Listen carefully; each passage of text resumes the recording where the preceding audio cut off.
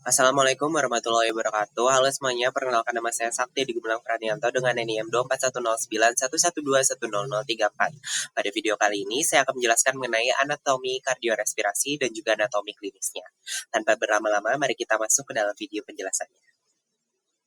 Oke, jadi di sini ada beberapa hal yang mungkin aku akan bahas. Yang pertama itu adalah anatomi respirasi, lalu yang kedua adalah anatomi kardiovaskular, dan yang terakhir adalah anatomi klinis.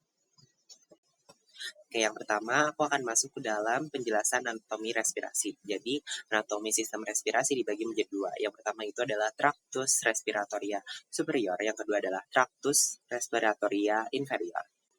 Oke, jadi yang selanjutnya aku akan menjelaskan mengenai nasus. Nah, nasus ini dibagi menjadi dua ya. Yang pertama itu nasus externus dan nasus internus atau yang biasa disebut kavitas nasi atau rongga hidung.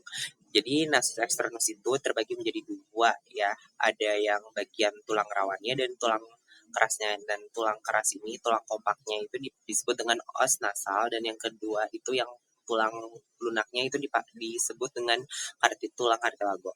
Nah, yang selanjutnya itu adalah kavitas nasi, rongga hidung kita. Nah, rongga hidung kita itu dibagi menjadi tiga ya.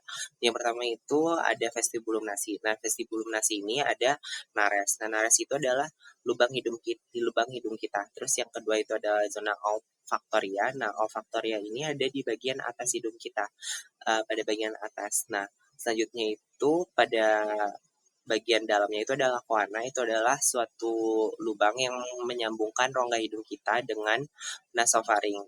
Terus di sini juga ada septum nasi. Nah, septum nasi itu adalah pembatas atau sekat antara lubang hidung bagian kanan kita dan lubang hidung bagian kiri kita. Nah, selanjutnya di sini seperti yang sudah aku sebutkan tadi, ada tulang kompak, tulang kerasnya, dan tulang rawan. Nah, untuk tulang kerasnya sendiri itu ada beberapa hal yang ada beberapa hal yang aku highlight. Yang pertama itu ada os frontalis, terus ada os nasal, dan processus frontalis os maxillaris. Nah, selanjutnya juga yang tulang rawan itu adalah cartilagus septinasi. Nah, itu tuh dibagi menjadi beberapa bagian ya. Ada cartilagus nasalis lateralis, ada yang minores, dan juga cartilago alares mayores. Nah, terus di sini juga pada bagian dalamnya itu adalah ada os ethmoidalis atau bagian tulang yang terhubung dengan tulang tengkorak kita dan tulang bagian rongga hidung kita. Terus ada juga lamina perpendicularis at ethmoidalis. Oke, selanjutnya ada kongka. Nah, kongka itu ada tiga, yaitu kongka nasalis superior, terus ada kongka nasalis media, dan terakhir adalah kongka nasalis inferior atau yang pada bagian bawah itu. Terus ada yang namanya meatus. Nah, meatus ini tuh adalah suatu lubang atau saluran yang ada di antara kongka. Nah, seperti kongka tadi, meatus ini dibagi menjadi beberapa bagian ya. Ada meatus nasi superior atau meatus pada bagian atas, yaitu di antara kongka nasalis superior dan kongka nasalis media. Terus ada kongka nasi medius, yaitu adalah lubang atau saluran yang ada di antara kongka nasalis media dan kongka nasalis inferior. Terus yang terakhir adalah meatus nasi inferior, yaitu bagian lubangnya ada pada bagian bawah kongka nasalis inferior.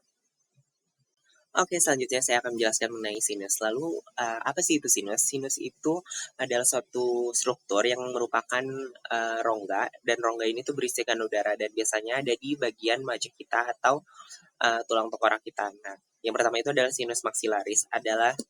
Sinus maxillaris itu adalah rongga udara yang struktur yang merupakan bentuknya kayak rongga udara, dan itu berada di rahang atas kita atau maksila kita. Terus ada juga sinus frontal, itu ada pada bagian dahi kita, atas hidung kita. Terus ada juga sinus sphenoidalis, itu adalah bagian dari rongga di dalam rongga hidung kita. Oke, selanjutnya saya akan menjelaskan mengenai gambar ini. Jadi di gambar ini ada beberapa tunjukan. Nah, yang pertama itu adalah koana. Koana yang seperti aku jelaskan tadi adalah suatu lubang antara rongga hidung kita dan juga nasofaring. Terus ada juga di itu seperti bentukannya kayak lubang kecil banget, itu adalah ostium pharyngeum tubae auditiva. Itu ada suatu lubang yang terhubung dengan telinga kita. Terus ada isthmus pharyngealis, terus ada recessus pharyngeus, terus ada isthmus facium, epiglottis, aditus laryngeus. Terus di bagian di sini tuh pada gambar ini dibagi menjadi beberapa bagian. Yang itu pertama adalah nasofaring. Nah, nasofaring ini adalah bagian dari nasus ke koana dan oropharing ke isthmus pharyngeus. Terus adalah orofaring. Orofaring itu adalah bagian dari mulut ke isthmus facium. Terus dari laryngofaring ke tinggi epiglotis kita. Terus ada juga laryngofaring. Nah, laryngofaring itu adalah antara bagian laring sampai ke adductus laryngis. Oke, di sini ada gambar dari laring kita. Nah, laring itu dibagi menjadi beberapa kartilago ya. Ada kartilago tidak berpasangan dan itu terdiri dari kartilago epiglotika, kartilago tiroidea, kartilago cricoidea. Terus ada juga kartilago berpasangan yaitu kartilago arytenoidea dan juga kartilago cuneiform dan yang terakhir adalah kartilago corniculata. Oke, jadi di sini ada bagian dari laring kita. Nah, di sini tuh ada beberapa tunjukan yang pada bagian atas adalah adductus laryngis. Terus di bawah adductus laryngis itu ada vestibulum nasi dan di bawah vestibulum nasi itu ada yang namanya ventriculus laryngis. Dan yang terakhir pada bagian paling bawah itu adalah cavitas laryngis.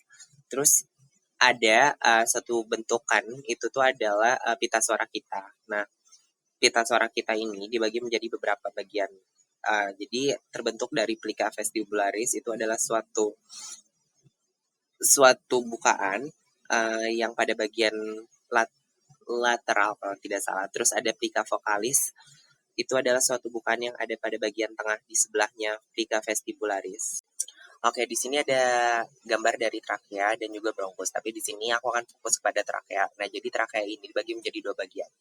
Yang pertama itu adalah tunjukannya itu adalah yang seperti cincin berwarna abu-abu, itu adalah yang namanya cartilago trakea atau tulang rawan yang berada di trakea. Nah, di antara tulang rawan yang ada di trakea ini ada yang namanya ligamentum annularis. Nah, ligamentum annularis itu seperti kayak cincin juga tapi lebih kecil dan itu berwarna putih dan itu tuh terletak di antara kartilago trakea ini.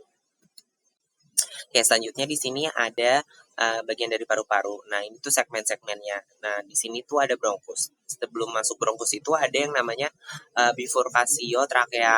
Nah, di sini di bifurcatio trachea ini adalah tempat percabangan dari bronkus. Nah, jadi itu adalah suatu tempat yang membagi jadi bronkus kanan dan juga bronkus kiri. Nah, bronkus kanan, bronkus kiri yang pertama yang disebut dengan bronkus primarius. Lalu dari bronkus primarius ini akan bercabang lagi yang dinamakan dengan bronkus sekundarius atau biasa disebut bronkus lobaris. Nah, dari bronkus lobaris ini akan bercabang lagi menjadi bronkus segmentalis dan itu bisa terbagi menjadi sampai 10 seperti di gambar. Terus di sini ada juga pulmo atau paru-paru. Nah, pulmo ini ada pulmo dexter dan juga pulmo sinister untuk yang pada bagian kiri. Oke, di sini ada bagian selanjutnya ada gambar paru-paru. Nah, gambar paru-paru ini dibagi menjadi beberapa bagian. Ada lobus dan juga visura. Visura itu apa? Visura itu adalah lipatan atau garis yang bisa teman-teman lihat pada gambar. Nah, lipatan ini tuh yang akan membagi paru-paru kita menjadi beberapa bagian atau disebut dengan lobus. Nah, garis ini atau lipatannya ini disebut dengan visura. Visura ini dibagi menjadi dua, tergantung dengan paru-paru apa. Nah, untuk paru-paru kanan itu ada visura horizontalis. Itu adalah garis atau lipatan yang membentuk seperti horizontal atau lurus menyamping. Sedangkan ada juga visura obliqua. Visura obliqua itu adalah suatu garis atau lipatan yang langsung turun ke bawah. Nah, untuk pulmodexter ini dibagi menjadi 3 lobus. Untuk ada lobus superior, ada lobus medius, dan juga ada lobus inferius. Terus ada juga untuk kanan itu ada lobus superior dan juga lobus inferior. Nah, untuk paru-paru kiri ini, maaf, mungkin paru-paru kiri yang dibagi menjadi dua bagian. Itu ada lobus yang tadi saya sebutkan tadi ada lobus superior dan lobus inferior. Nah, di antara lobus ini ada visura seperti paru-paru kanan. Visura ini hanya visura obliqua. Nah, untuk teman-teman mungkin kenapa disebut visura obliqua? Karena visura arti obliqua adalah menyamping atau menurun atau kayak apa ya? Sebuah potongan atau kayak miring. Obliqua itu miring ke bawah. Ya, jadi seperti itu. Jadi hanya satu visura saja. Oke, selanjutnya di sini ada pleura. Nah, pleura itu ada dibagi menjadi beberapa bagian. Yang pertama itu ada pleura parietal, itu adalah lapisan dari paru-paru yang ada di paling luar. Lalu ada juga pleura visceral atau bagian lapisan dari paru-paru yang benar-benar menempel pada paru-paru. Nah, antara pleura parietal dan juga pleura visceral itu ada pleural cavity atau kavitas pleura. Nah, kavitas pleura ini atau kavum pleura itu akan bisa terisi dengan cairan. Mungkin segitu saja kalau dari pleura. Oke, selanjutnya ada anatomi kardiovaskular. Kita akan langsung masuk saja ke dalam penjelasannya. Nah, untuk anatomi kardiovaskular ini atau biasa disebut core atau jantung. Nah, ini tuh ada berapa batas. Nah, untuk batas kiri itu ada antara linea parastenalis dan linea midclavicularis, sedangkan pada bagian bawah itu ada batasnya jantung itu ada diafragma, dan untuk bagian kanan itu dari 2 cm dari linea sternalis, dan untuk pada bagian atas itu ada batasnya vertebra thoraca 4 atau angulus ludovici. Itu bagian atasnya. Nah, selanjutnya ini ada bagian fasies-fasies. Nah, untuk jantung ini ada berapa fasies. Nah, yang pertama itu fasies diafragmatika, bagian bawah jantung. Terus ada fasies pulmonalis dexter atau bagian jantung yang menghadap langsung kepada paru-paru kanan. Terus ada fasies pulmonalis sinister atau bagian dari jantung yang langsung menghadap kepada paru-paru kiri, dan ada fasies anterior, bagian depan jantung, dan juga basis. Nah, di sini tuh untuk jantung ada yang namanya apex. Nah, apex itu ada pada bagian bawah dan basis itu ada pada bagian atas. Kenapa? Karena untuk apex ini terlihat seperti apa ya, ke atas gitu loh bentukannya. Sedangkan basis itu datar, basal atau kayak lapisan bawah gitu. Dan untuk di jantung terlihat seperti kebalikannya gitu loh. Terus di sini untuk gambarnya sendiri ada anterior dan posterior atau gambar dari tampak depan jantung dan juga tampak belakang jantung. Oke, selanjutnya di sini adalah bagian-bagian dari jantung. Yang pertama itu adalah ada serambi atau 2 serambi atau yang biasa disebut dengan atrium. Nah, atrium ini lokasinya lebih atas dan belakang atau postero superior. Dan atrium ini ada 2, atrium dextrum atau atrium kanan dan juga atrium sinistrum atau atrium kiri. Nah, selanjutnya ada bilik atau ventricle. Nah, ventricle ini lokasinya lebih di bawah dan depan antero inferior. Nah, ada dua jenis dari ventricle seperti atrium tadi. Tentunya ada atrium ventricle kanan atau ventricle dexter dan ventricle sinister atau ventricle kiri. Oke, selanjutnya aku akan menjelaskan mengenai gambar ini. Jadi ada 2 gambar. Yang pertama itu gambar yang pertama adalah ventricle kanan ketika dibuka itu adalah tampak lateral kanannya itu ada berapa tunjukan, ada auricula dexter, ada crista terminalis, ada musculi pectinati, ada septum interratriale, ada vena cava superior dan vena cava inferior. Terus ada gambar kedua itu ventricle kanan dibuka pada tampak anteriornya itu dapat dilihat ada conus anterius, ada crista juga, ada musculus papillaris itu adalah otot yang terlihat kayak menonjol keluar itu ada juga septum interventriculare dan juga ada bagian yang fibro yang menyambung kepada musculus papillaris itu adalah chorda tendinae. Oke, di sini ada lagi jantung, tapi ini adalah gambar potongan melalui atrium dan ventricle kiri dengan katup mitral dipotong dan ditingkap itu pada bagian atas itu terlihat ada arteri pulmonalis sinistra, ada arteri pulmonalis dextra, ada auricula sinistra. Nah, untuk pada bagian bawah itu adalah ventricle juga, itu ada berapa gambar yang dapat benar-benar dilihat itu ada chorda tendinae yang sudah aku sebutkan tadi yang menyambung kepada musculus papillaris. Nah, di sini aku akan menjelaskan mengenai katup pada jantung. Nah, di sini tuh ada 4, tapi dibagi dulu jadi 2. Nah, ada katup semilunaris, ada juga katup atrioventricular. Nah, di sini dari katup semilunaris dibagi menjadi 2 lagi, ada valvula aorta atau katup aorta. Valvula aorta ini ada berapa bagian lagi? 3 lagi. Yaitu pertama ada valvula seminularis dextra, ada valvula seminularis sinistra, ada valvula semilunaris posterior. Terus untuk pada bagian atasnya itu adalah ada di bagian dari atas valvula aorta ada valvula trunki pulmonalis. Nah, valvula trunki pulmonalis ini dibagi menjadi 3. Valvula trunki pulmonalis semilunaris anterior, ada valvula trunki pulmonalis valvula semilunaris dextra, ada valva trunki pulmonalis valvula semilunaris sinister. Terus dari itu udah semilunaris. Di sini ada juga di bawahnya itu ada 2, ada katup atrioventrikular. Atrioventrikular ini ada dibagi menjadi 2 lagi. Nah, ada valva mitral dan juga ada valva triscupidalis. Nah, di sini untuk valva, aku akan menjelaskan dari valva triscupidalis dulu. Nah, untuk valva triscupidalis sebenarnya bisa aja disebut dengan valva atrioventrikular dextra aja ya.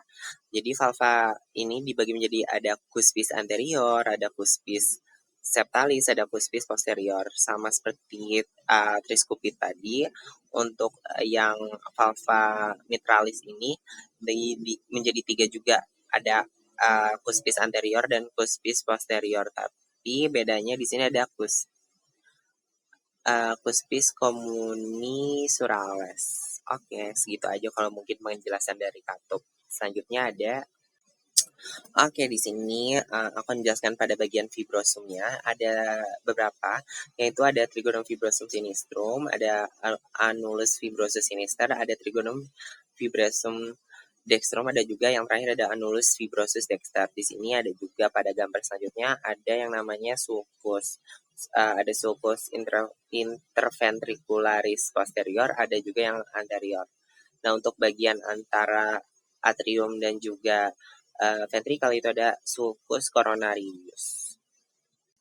Dan selanjutnya aku akan menjelaskan mengenai perikardium. Nah, perikardium itu ada beberapa bagian. Ada perikardium fibrosum. Yang pertama itu ciri-cirinya itu paling luar, terus kasar dan juga tebal. Terus ada perikardium serosum, itu perikardium serosum. Ada perikardium serosum lamina parietalis, ada juga perikardium serosum lamina visceralis atau bagian yang melekat pada jantung, sama seperti paru-paru tadi. Terus ada ruangan antara keduanya itu adalah cavitas perikardiaka.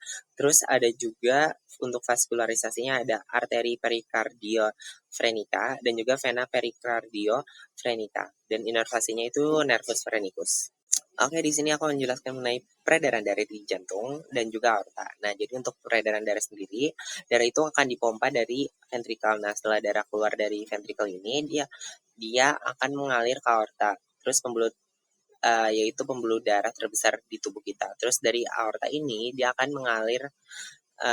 mengalirkan darah yang kayak oksigen tadi ke seluruh tubuh melalui cabang-cabang yang lebih kecil, termasuk arteri-arteri yang menuju ke berbagai organ dan jaringan tubuh. Terus di sini ada aorta ascendens. Aorta ascendens adalah bagian pertama dari aorta yang mengalirkan darah ke arteri koroner untuk memasok darah ke otot jantung. Lalu selanjutnya sini ada arteri koroner. Nah, coronary artery atau arteri koroner ini adalah pembuluh darah yang menyuplai darah yang kaya oksigen ke otot jantung. Terdapat 2 arteri koroner yang utama yang bercabang dari aorta tepat setelah keluar dari jantung. Yang pertama itu ada arteri koroner kanan atau right coronary artery, terus yang mengalirkan darah ke bagian kanan jantung, termasuk arterium kanan, ventrikel kanan, dan sebagian dari septum interventrikular dinding yang memisahkan ventrikel kiri dan kanan. Terus ada juga memberikan pasokan darah ke bagian dari nodus sinoatrial, SA, dan juga nodus AV atrioventrikular yang mengatur irama jantung.